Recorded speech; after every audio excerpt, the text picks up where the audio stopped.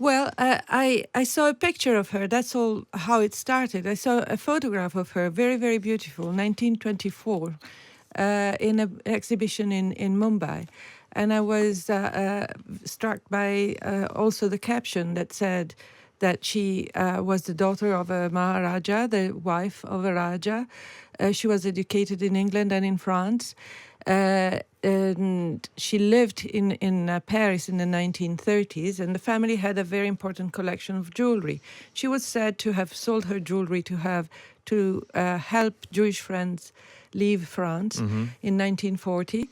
Got arrested and died within a year in a concentration camp. So this is what triggered my curiosity, and I started researching and not finding much really. Very, very little in England, and very, very little in France, and a big dossier of the wartime years at the British Library.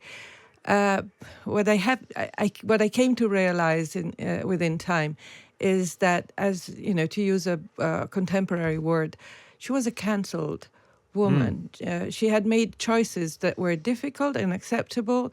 She was a free woman, and so the story of the jewels and the Jews and so on was part of the real story. The real story was that they wanted to erase her memory. Okay, well, we'll get to that. Let's talk a bit about her life first. How and why did she end up in Paris in the 1930s? Did she leave the Punjab and go to Paris? Well, she was educated in France and in England, and then she was sent back at the age of 18 to marry a Raja who had never been out of India before, which of course made for a very unhappy marriage because she was very advanced for her times. For instance, she went to a boarding school in Sussex where she was the head of the jazz girls jazz band. And I mean, this is in the late 1910s, beginning of the 1920s. I mean, she was very ahead of her time. And the family had a house in Paris, and the father was, although not a very important Maharaja, he was very, very cosmopolitan, was very well known in Europe, and definitely liked France more than England. That's and was she like a noted figure in Paris? Was she basically like a socialite? No, because she had something to hide. Her two sisters-in-law were very noted figures in Paris, two socialites, and one of them a great beauty that inspired jewelers, fashion designers, Man Ray, Cecil Beaton. They were photographed everywhere, invited everywhere. But no, she was hiding something, her secret, which was the reason not that made her leave India in 1933, never to come back to India and to her family, but the reason for staying. But tell us about her secret. Do I have to reveal the secret? No, not if you don't want to. We can just say that there was a secret. There was a secret, and that's why you should buy the book. Fine. Tell me instead again then about the claims that she intervened to help Jews escape the Nazis in occupied Paris. Is that how certain are we of that? And where does that story come from? Well, it's hearsay, and it's hearsay because first of all, the deontology of jewelers, and we're talking about Cartier, Boucheron, Chaumet, the great jewelers, very important of the time, forbids them to tell anyone when a customer sells back the jewels. And then there is also another reason that for safety reasons, so they told me at Cartier, the sales that were done during the war were not recorded, were not written. It was only oral stuff.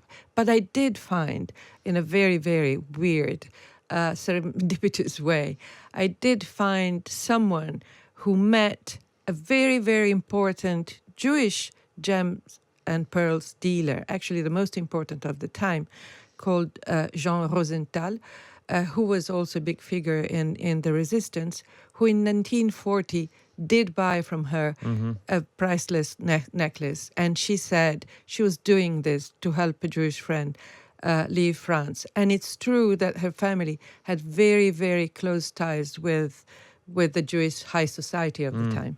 Sure. Okay. And so, look, it didn't end well for her. Did the Nazis know who she was when they arrested her? The Nazis probably, well, first of all, it's the French that volunteered to arrest Okay, everybody yeah. for the Nazis. And they probably knew. She was dark-skinned, which probably made things worse for her. Also because she was taken for a Roma. So she was sent to this internment camp, not a concentration camp in Besançon. That was not a camp for the final solution, but almost. The French, for the Nazis, arrested in 1940, in December 1940, 3,600 British women and children, and sent them to Besançon, where there was no heating, no food, no latrines, basically nothing. And 600 of them died within a month. And she was liberated. She was supposed to go. The unlucky ones then were sent to Poland and to Germany. She was liberated after 6 months. Probably because a friend that was with her managed to bribe the Germans and the Vichy government with a lot of money. Yeah. And they got out. But then the rest of the war was misery, poverty, barely surviving. And she died of the consequences of an illness that she got in the camp of Besançon in 1948, before being able to go back to India and see her family, her children. Tell us a bit about why she's so fascinating to you. Why she was at first so fascinating to you. Well, I mean, because the way you write about discovering her and learning about her, she seemed, very beautifully, I should say, but she seems to have become something of an obsession. What were you looking to find as you followed her story? Well, you're a journalist and a writer yourself, so you think you've stumbled into an Indian Schindler's List, and you say, okay, I'm going to do my best to find out. And I love doing research, and I love doing it in England in particular, because the British Library is amazing. Hate to do it in France, where they destroy our archives on Really? purpose. Yeah. Yes, so much stuff was destroyed to cancel the evidence of the horrible things they had done. So that was one of the reasons. And then there were two reasons that came totally unexpected. The first one was that I met the daughter of the Amrit Kaur when she was almost 80 years old. And she told me she knew nothing about her mother. And before dying, she wanted to know.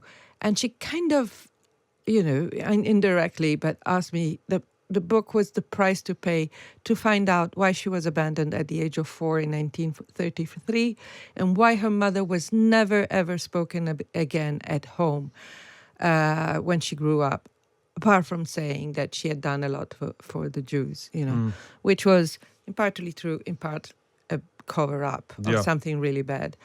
Also a mystery in the book. And then there was another reason that was much more personal, but I'm so, one is so blind to one's own motives. Probably I am, certainly. Oh, but you address your own motives. You talk a bit about the what you're running from and what you're looking for. I think, yeah? Yes, but I really understood why I'd been obsessed with this story at the very end, and it was a very personal thing which had to do with my own story.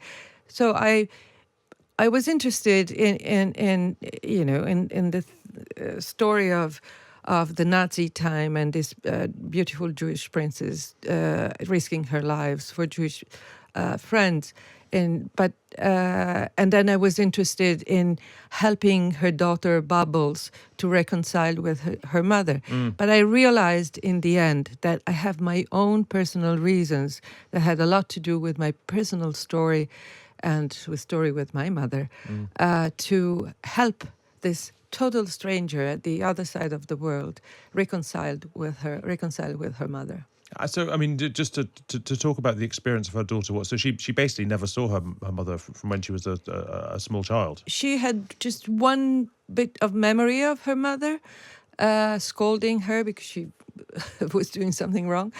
And no, she never saw her again. And she was kept from learning the truth and from knowing what really happened. And so when I approached her, very timidly, from you get a phone call.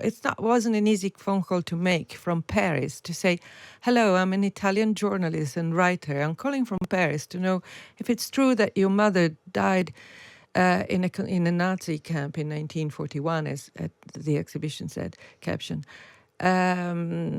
I thought she will hang up, and she's right. I'm calling her on her cell phone with such a blunt question. And instead, she was very welcoming, and she said, "Well, it's not true. Well, the story it's not really that, but I can tell you maybe more. But why don't you come and see me?" And when I did come and see her a year and a half later in India, I discovered that she said, she had lured me there to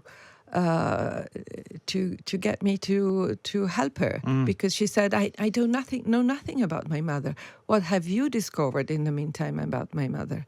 And I had, seen a few documents and a few things. And so I was able to tell her of the correspondence between her grandfather and Churchill, her grandfather and Pétain.